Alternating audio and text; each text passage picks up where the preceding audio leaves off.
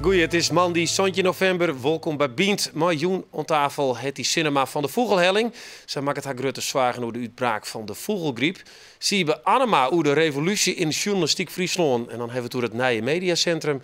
En de culinaire oplossing van Rijtse Spanninga voor de 1000 kilo's gwozzenvlees die wij de komende jaren opeten moeten. Ja, sure. Giet het, hè? Ja, kom maar. Apport! Ja.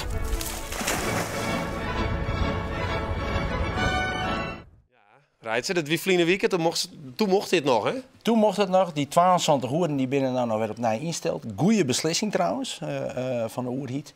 Het is een beslissing oer de normale dingen. Het is een extra maatregel. En het geldt voor al het wild, hè? Niet alleen voor de gwozen, ik voor de hazen en alles. Maar ik moet net jagen worden. Nee. Maar hoe komen we dan onder gwozzenvlees? Nou ja, dat is nou even afwachten. Dat wat we hier hebben en wat je leidt, dat hebben we dus nog van verleden week. Maar ja, dat is rieken, dat is behandelen. En, dit is veilig voor u om te eten. Oh, je kent me hier, het is zo lekker. Het is het allerbeste scuttleflies wat er is. Ja, en er komt een hele bult om. Ik hiet al even hoe de hamburgers aan van gwozzenvlees, maar... Nou, er wordt nog eens beziekje, maar daar heb ik eerst mijn focus net op lijn. Het is wel zo dat het is een probleem en ik denk dat het een goede oplossing voor binnen. En dat moet je gewoon, het is zonde, jongens, is het echt, futsmieten. We slaan zijn proeven en het verhaal erachter. Zullen nog even hoe de vogelgriep hebben, want het is toch het praat van de dag. Net alleen nog plompveebedrijven hebben we les van het verviesverbod van die vogels. Maar bijgelijks ook bij de vogelhelling in Oertrep, het is cinema. Je kreeg juist dat jaar van een verbod. Ja. Wat gebeurt er dan eigenlijk bij je? Ja, dan is het echt heel snel nadenken van wat eerst en wat laatst. En de dwarren als eerste dicht en dan even verder denken van welke beperkingen en welke maatregelen mag je nemen. Ja, want even voor de mensen die het kennen wat je hem hebben, je vangen verwoenen beesten op of verwoenen, ziekenbeesten, vogels, van alles. Er komt een dikke 6000 beesten door de vlier. En per jaar, ja, gelukkig niet per week. Dat is nee, maar daar moet wel verzwargen worden. En nooit ze niet buiten landen kennen, maar je wil bedenken waar je dan wil maken. Ja, want we zeggen nou ook al dat je zelf de beesten ophakken moet, dat binnen maatregels? Nou, die is nog net verplicht, maar wij wie een was van, nou, laten ze in ieder geval alvast starten, dan ben we het voor. En dat is ook een beetje uw insteek in dit verhaal, dat wij... probeer je wat voorop erin in uw maatregelen om te voorkomen dat je achteruit denkt van ik nou maar jeder. Ja, want zie je, als journalist, dit wordt dan in één keer helemaal oppompt. Is dat terug te denken? Ja, ik denk dat het hartstikke terug is. Want het houdt mij ik wel bezig, mag ik zeggen. Ik zeg vorige weekend dan toevallig ik nog zo'n reportage over hoe vol van die hin als vol net op een fjouwe meter als het ware bij elkaar heeft. Ja. Nou, kans op ziektes en dat soort dingen. En dan denk je natuurlijk ik om die zelf. Hè. Wat betekent dat voor vlees? Voor hoe veilig is het nog om te eten? Dus dit is absoluut een onderwerp waar journalistiek bovenop de command. Ja. Wat even, sorry. Ja, nou, hij zegt net dat het waarschijnlijk dus ik van de trekvogels komt. Hè. Dus die bacterie dat die hier dus in de hel is, ja, dat is hartstikke spietig. Maar goede maatregelen, denk ik. En we moeten maar afwachten hoe lang dat duurt. Ja. Maar het is, dan krijg je dan wel schrijnende geval. Want er komen mensen bij je in de platen, maar zieke beesten. En wat zou je dan? Ja, ik heb ze niet binnenlitten. Ik maak ze keren bij het hek en ik maak ze erop wijzen dat ze zelf een dier maar een beetje onderwijs mochten nu staan. En we hopen ik te voorkomen. Want wat is de regel? Was dat even niet lezen? Ik stel je voor, ik vind al je mag ze niet vervieren. Je mag ze gewoon niet vervieren. Dus de mag gewoon net maar ze. Dus die litten. Ja, dat zoest haar zezen, hè? Ja. Nou ja.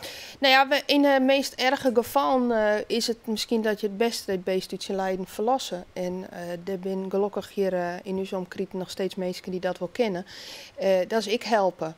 En in alle andere gevallen, als het om een verzwakt CQ, een ziek beestje gaat, dan zouden ze kennen van nou, voor je hem ooit wat bij, zodat er in ieder geval een beetje op krachten bloot. En wanneer het dan wel de regels versoepeld worden en hij maar wel vervierd worden, dat er dan alsnog naar je staak komen kan. En we hopen dat het afvalt. Gelukkig is het nog zacht. Ja, maar de flutten vogeltjes in de ruiten, werk je luid briek. Ik mag het net horen uitzien. Nee. Wat maakt dan?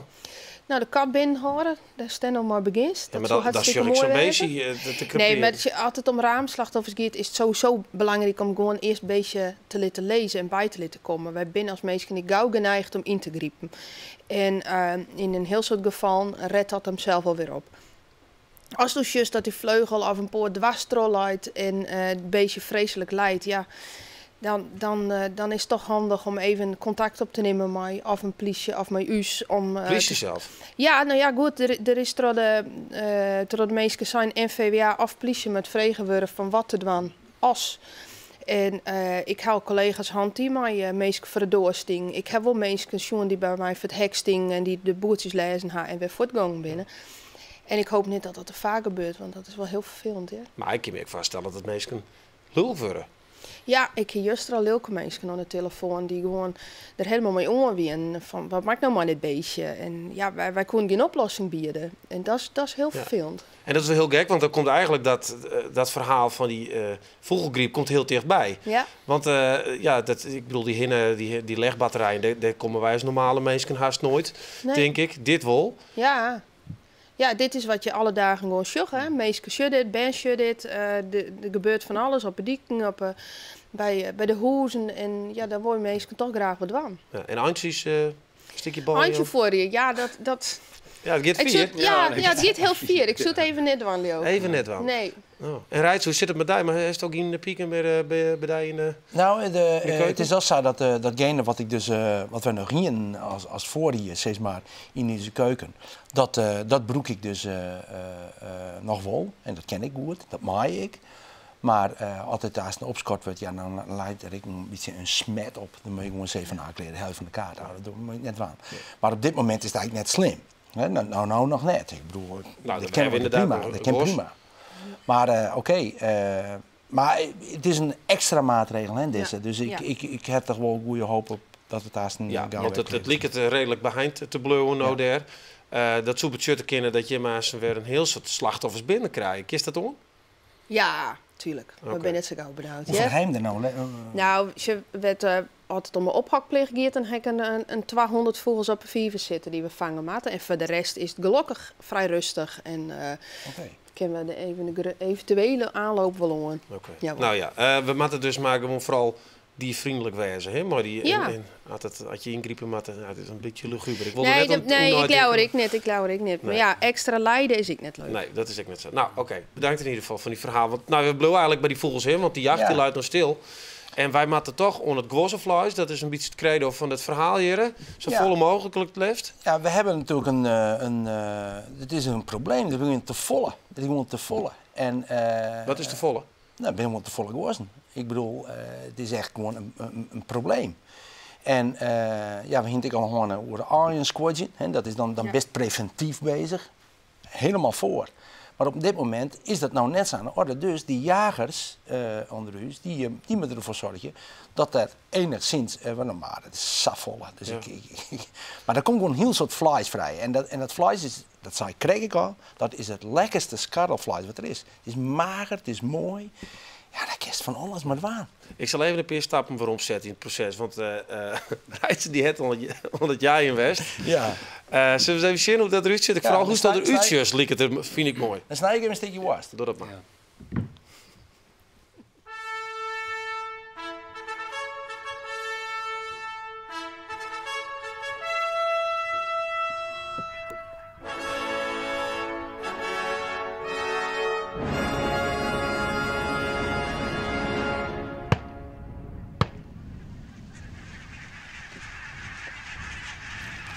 Kom maar.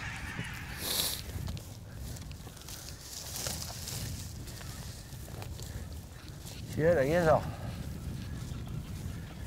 Grauwen. Ja. Hey, hoeveel gwozen hebben we hier, zo'n winterseizoen? Door die Friesland dan, hè? In Friesland? Nou, zo'n 8 tot 100.000 tot 1 miljoen. Zoveel? Ja, zoveel, ja. Dat is het beste, hoor. Nou, dat is net het beste. Het is natuurlijk prachtig gezicht, maar voor de boeren is het net best. Henk-Jan, doorjagers, Ja, dit is het jachtveld hier. Ja. En hoeveel van die gwozen is er dan zijn seizoen dan? Dat is heel verschillend, want het is is niet eenvoudig en de wet wordt steeds strakker. Dus het mij nou haast alleen weer overvliegende gaan of invallende gaan en niet meer was overvliegen. een invallende gans. Nou, hier wie op het jen zitten niet. Nee, Ja. Er moet een grote hoeveelheid gozenscherpen worden. Nou, dan krijg je een probleem met de ouzet. Want iedere buurman en zo, die heeft de vriezer al vol, dus die zitten net op te wachten. Daar worden mobiele koelunits deelt zetten. Ja. En als een jager dan gozenscherpen had, dan kan die gozen in die koelunit brengen. Hoeveel ken je er niet? Daar kan je zo'n 350 gozen in. Het is een goede zaak natuurlijk, want het is een hartstikke goed stukje wildbraad. Ja. Ja, het is fantastisch vlees. Ik ken echt alles van daar. Ja. Nou ja, maar ja, met een PRH. Hoor, ken ik niks. Hey. Maar je hebt er geweren bij hem. Hoe is het nou hier? Ja, sure. Kijk er, hè? Ja, kom maar. Apport!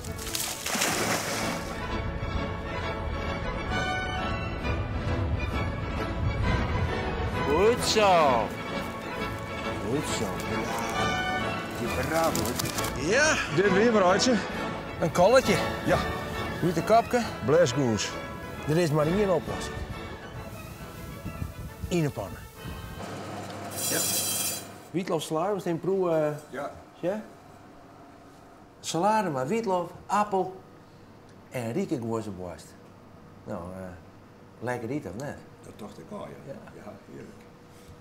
Ja, nou ja, het laat je er. Ja. Echt nog goed, denk ik, want het roekt flink. Ja. Zie je dus die krek al even... Ja, ik zie het trek even onder was, maar voortreffelijk, ja. Ja, Want hoe lang heeft hij droegen nou? Dit is, nou, het is eerst vastgewast, nou, Ja. dan kan je het proeven, een beetje zacht, Ja. dan kan je het een beetje indroegen laten. Er is vet eroheen komen, hè, want er moet nou vet eroheen. Maar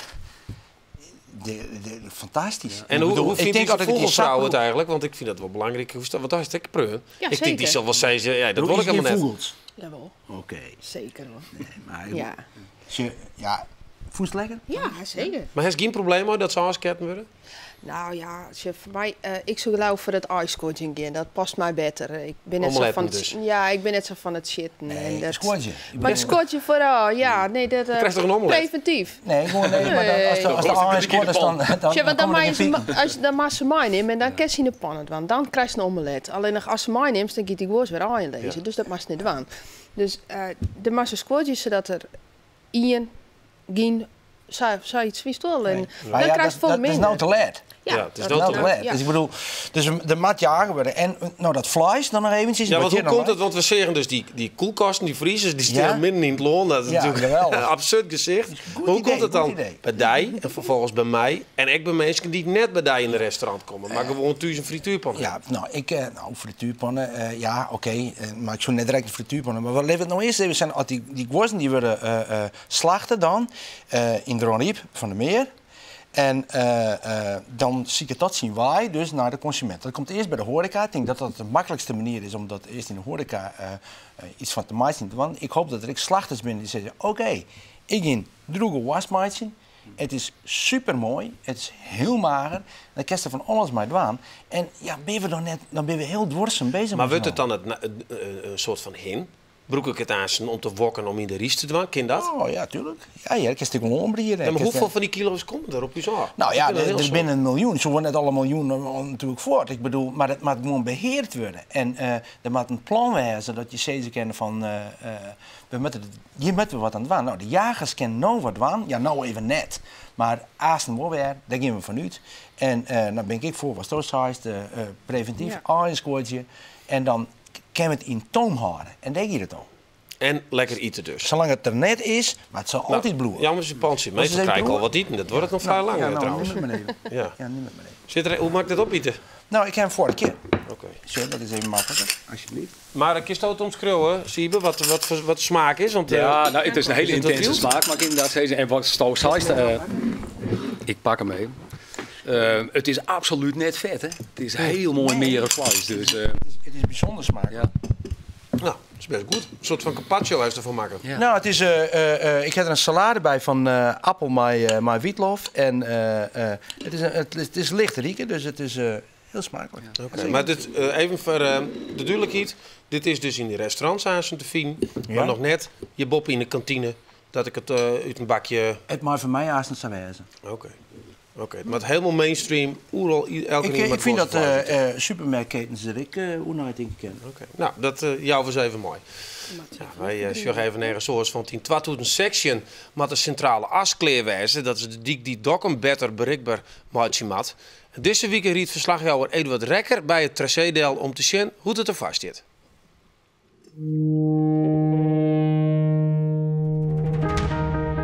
De centrale as wordt duidelijker zichtbaar in de wouden. Ze leidt er bij Burgum al een stuk te wachten op de eerste auto's. Op orenplakken moeten ze nog beginnen. Deze week riet ik van Dokkum naar Niagé om te zien hoe de dik er nou bij leidt. Ik praat met mensen om te jaren wat ze ervan vinden.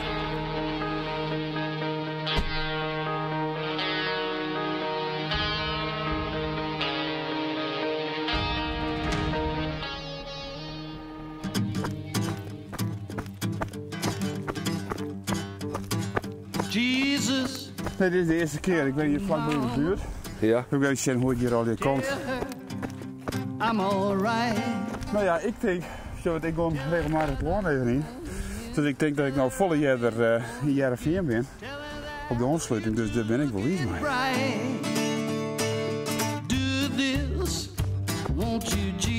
En hoe is het om op te rennen? Nou, het is wat oneffen al hier nog, dus je mag wel even hoe het zijn west in Vottendel 6. Maar op zich is het wel even leuk.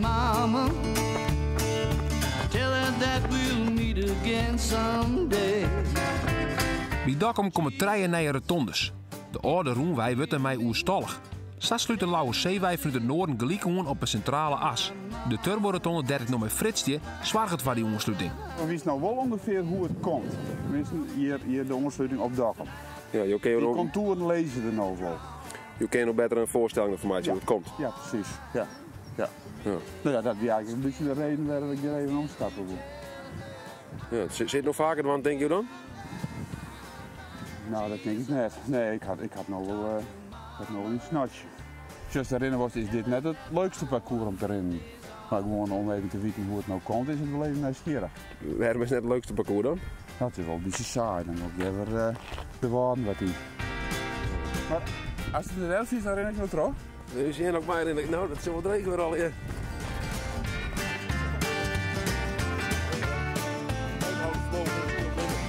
Hoe ren je terug? Ja, ja.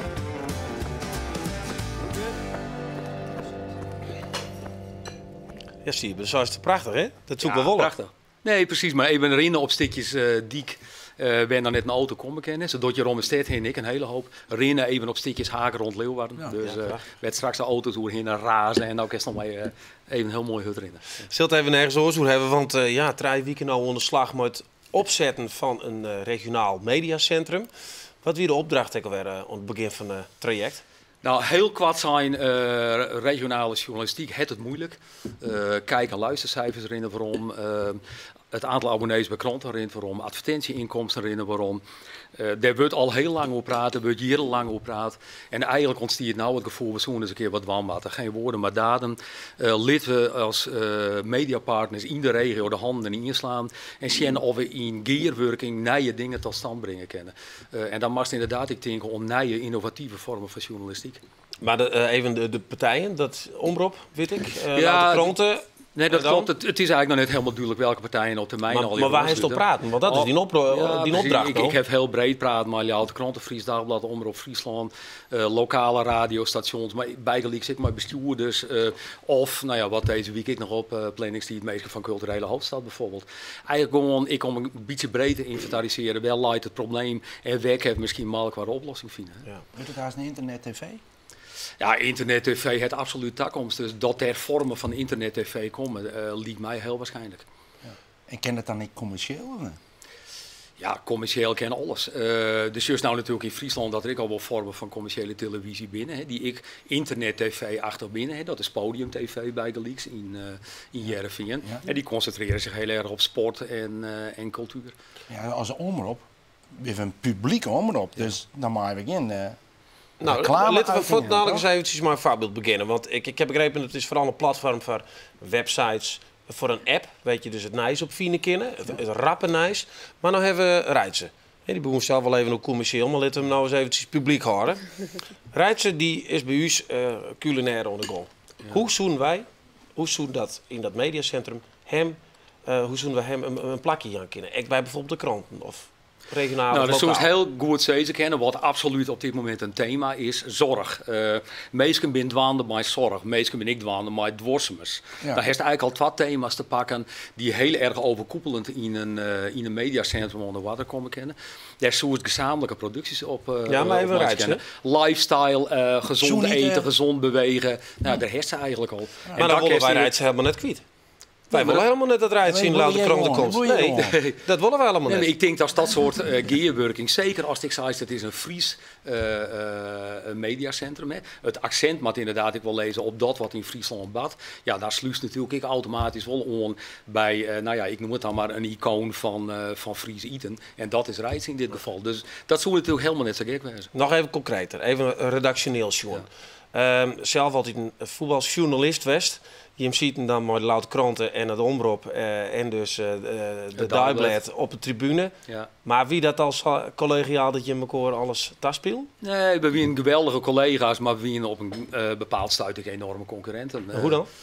Nou, ik kan een heel mooi voorbeeld nemen. Ooit maar, dat we hier in Jochen Trieren, wedstrijd DS Cambuur in Dordrecht. En ik hier vooral invloed gekregen, de Mast de wedstrijd, Mast Hingenblauwe, want Cambuur giet iets dan op de transfermarkt. Nou, toen moest ik natuurlijk de collega's van Omroep en het Fries Dagblad, die moest ik wat uitskeuren. Dus daar lang onder een buffet Hingenblauwe en weet ik het wat. Nou ja, om een heel lang verhaal kwart te maken, ergens midden in de nacht ben ik achter de bestuursleden van Cambuur ongereden. Marinus Dijkhuizen tekende toen een contract met Cambuur, dat wie sneeuwend de nacht. En in die periode koers dat stil horen. De hele snelheid gebeurde er niks. Ik hoor rustig mijn verhaal uittypen. En dat stond dan menjes exclusief in de LC. En dat is dus heerlijk, want dat is de jacht van de journalist. Precies. En maar, ook binnen mensen die zeggen, ja, het was een geerwerkje met een melkkoren, dan is die jacht voorbij. maar dan mag ik heel eerlijk wezen. Die tijd, die wat romantische tijd, die bestiert ik helemaal niet meer. Want zou dat nou gebeuren, dan is er een zaakwaarnemer die alle minuut twittert. Nee, maar wij zijn toch als journalisten nog altijd op zoek naar dat ene mooie verhaal wat net in die Louter Kranten staat, of in de Dagblad. Ja. Maar als je dan praat inderdaad over echt heel erg ziekje gaan naar Nijs. Dan gaat het niet meer om een soort snelle Nijs-primeur. Die Sint-Wurg al geen primeur meer is. Hè, want een primeur het wordt het 4 seconden. Dan die al voort. Dan hebben we een mediatheek oppakt. Maar dan gaat het natuurlijk volle meer taal op duiding. Op hele goede Maar hoe zust dat dan, Fadi? Want eigenlijk maar we bij elkaar komen als redacties. Ja. Maar we krijgen de journalistieke, de krijgt die maar we waarom vinden. Ja. Hoe zit dat dan uit? Nou, het eerste was dwangkerst en dat is een heel erg voor de hongerlezende. Laten we nou eens een keer een vorm van gearworkje zieken op het Nijs van, of op het meet van wat ik dan neem, 24 zo'n Nijs. Het snelle, net onderscheidende Nijs. Nijs wat net typisch is voor politieberichten, sportberichtjes in het weekend, Cambuur wint, Heerenveen verliest. Dit is willekeurig, maar... Ja, hij vloekt er zo even nu. Ja. Maar, dus gewoon het snelle, net onderscheidende Nijs. Als we dat nou samen dwangen als Friese media, dan kerst misschien mankracht, meesken, tijd, energie, kerst uitsparen om in de verdieping iets te doen. Dan kost het dus banen. Nou, nee, geen daar nou eens een keer net van uit. Sjurg meer was dan inderdaad samen wel op een oor met dwangkerst. De kerst ik erop, we hebben dat natuurlijk wel eens dienen. De provinciale verkiezingen die komen er aan. Ja. Verkiezingen voor de provinciale staten. Geen dan gearworking. Dat gebeurt al. Ja, precies. Ja. En zo kerst natuurlijk eindeloos op zich gaan naar allerhande thema's, onderwerpen, journalistieke onderwerpen, best oorsoortige dingen. Mailk waar ik oren journalistieke genres in produceren. Okay. Nou, dat maakt toch tot 2006 een ziekje. Nou, de mooiste farm en dan... Ja, nou, wie zo steekt die opdracht natuurlijk wel. Want het zou natuurlijk heel makkelijk zijn om te zeggen, nou hebben we nog een uur en dan produceren we een rapport. Ik krijg al, de tijd van praten is eigenlijk wel voorbij. Okay. We willen ik echt wan. We willen echt takken hier al dingen snel zitten. Nou, en ik wil de tijd in het na hier. Onderslag, ik ben benijd. Tegen dank. Succes en mooi met die opdracht. Je maakt succes de komende dagen. Heerlijk. Ja? Kletsen we maar even lekker door. Dit weer bient van Joen. Ja. Morgen zit hier NOS-verslagjouwer Paulien Broekema over haar boek Het Boshuis. En dat speelt hem heel al op Vlienon. Dat is mooi. En voor nu nog een hele mooie Joen verder. Ik moet mijn glazen bijpakken. Ciao.